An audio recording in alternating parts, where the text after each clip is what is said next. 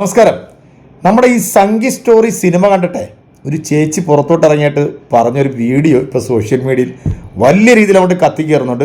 The real Sanghi story. ചേച്ചി ഏതോ അണ്ടിമുക്ക് ശാഖയിൽ പോയി അവിടുന്ന് ട്രെയിനിങ് എടുത്തിട്ടാണ് ഈ സിനിമ കാണാൻ വേണ്ടി തിയേറ്ററിൽ പോയത്. ഒന്ന് കണ്ടുപോയിക്കോളൂ. ഇതൊരു സ്റ്റോറി അല്ല, എൻ്റെ ഫ്രണ്ടിൻ്റെ മോളുടെ സ്റ്റോറിയാണ്. എനിക്ക് അനുഭവമുള്ളതാണ്. എനിക്ക് കണ്ടിട്ട് സഹിക്കാൻ പറ്റിയില്ല. അതുകൊണ്ട് ഇത് മാക്സിമം പബ്ലിസിറ്റി കൊടുക്കണം. ഇനിയത്തെ കാലത്ത് എല്ലാ പെൺകുട്ടികളും ഇത് അറിഞ്ഞിരിക്കണം. എല്ലാവരും അറിയണം.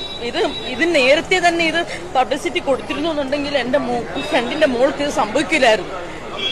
അത്രയ്ക്ക് വിഷമമുണ്ട് എനിക്കിത് കണ്ടുകൊണ്ടിരുന്നത്. ഇത് റിയൽ സ്റ്റോറിയാണ്, വെരി റിയാലിറ്റി, ഫുൾ റിയാലിറ്റിയാണ്. ഇതിന് ആരെങ്കിലും എഗൻസ്റ്റ് പറയുന്നു എന്നുണ്ടെങ്കിൽ അവർ കൾപ്രിക്റ്റ് ആണ്. അതുകൊണ്ടാണ് ഇത് എഗൻസ്റ്റ് പറയുന്നത്. ഇവിടെയുള്ള വർഗീയവാദികളെന്ന് പറയുന്ന ഈ ഇടതുപക്ഷവും വലതുപക്ഷവും ഒക്കെ ഉള്ളവർ ഈ സിനിമയ്ക്ക് എതിരായിട്ടാണ് പ്രവർത്തിച്ചുകൊണ്ടിരുന്നത്. നമ്മളെ വീട്ടിലുള്ള പെൺകുട്ടികൾ ഒന്നടങ്കം കുടുംബസമേതം ഒന്നടങ്കം കാണുന്ന ഒരു സിനിമയാണ്. ഈ സിനിമയിൽ തെറ്റായിട്ടൊന്നും സംഭവിച്ചിട്ടില്ല. മതേതരത്വം പുലരണമെന്നുള്ള ആഗ്രഹത്തോടു കൂടി തന്നെയാണ് ഈ സിനിമ എടുത്തിരിക്കുന്നത്. ഈ സിനിമയ്ക്ക് എതിരെ തിരിഞ്ഞവർ എല്ലാം വിഡ്ഢികളായിട്ട് ഈ കേരളത്തിൽ അറിയപ്പെടും എന്നുള്ളതാണ് എൻ്റെ അഭിപ്രായം.